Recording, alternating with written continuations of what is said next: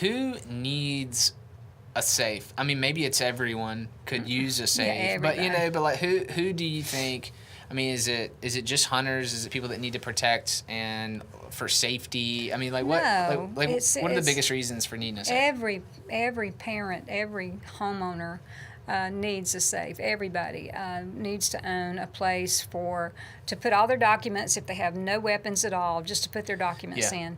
We have some really important things like birth certificates, life insurance policies, your passport, checks checkbooks that you get in that you haven't written your checks for. Any way to protect your Social Security card and your Social Security number. So you can buy a safe just for those kind of things. You can buy pistol vaults that just will protect a child from getting a pistol.